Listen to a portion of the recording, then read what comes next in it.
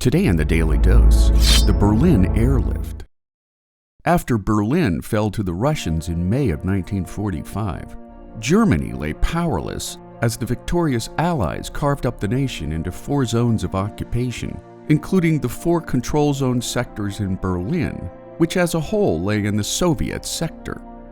3 years later, another battle would be fought in Berlin, this time a battle of political ideology, as well as the first significant chapter in the 43-year-long Cold War.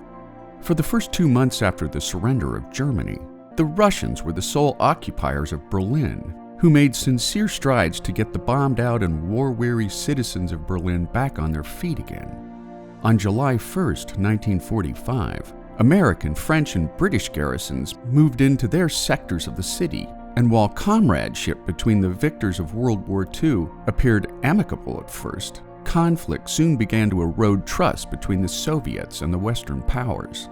The Russians proposed that the biggest socialist party of Germany should combine with the Communist Party, but the socialists in the Western sector insisted on putting the issue to a vote, suspecting that unity with the Communists would eventually lead to unity under the Communists. The majority vote turned away from the Soviets, and since the Soviets had suffered egregious losses to German aggression in both world wars, Stalin was determined to turn Eastern Europe into a buffer zone to protect Russia from future Aryan hostilities. After the United States, France, and Britain combined their sectors of Germany to create a separate Western state, the days of participation between the Soviets and Western powers rapidly disintegrated. When the Western powers replaced the grossly inflated German currency with the Deutschmark, a currency that was only valid in West Germany, the first major act of the Cold War was officially on. On June 24, 1948, the Russians stopped all rail service into and out of West Berlin, while on August 24th, Autobahn and canal links were also blockaded, with the hope of starving Western powers out of Germany once and for all. In response, American and British air crews, along with 5 other lesser-involved Allied powers, began airlifting supplies for the 2 million Germans living in West Berlin, a monumental supply line feat that lasted until the Soviets ended their blockade on September 30, 1949.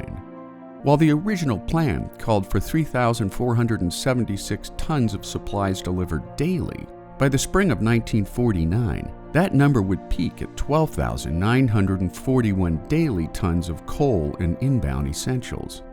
The U.S. Air Force delivered 1,783,573 tons of supplies, while the RAF delivered 541,937 tons.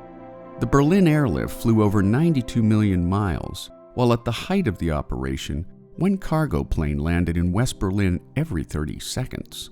The Berlin blockade served to highlight the competing ideological visions for post-war Europe, while playing a major role in drawing West Germany into NATO's orbit several years later in 1955. And there you have it, the Berlin Airlift, today in the Daily Dose.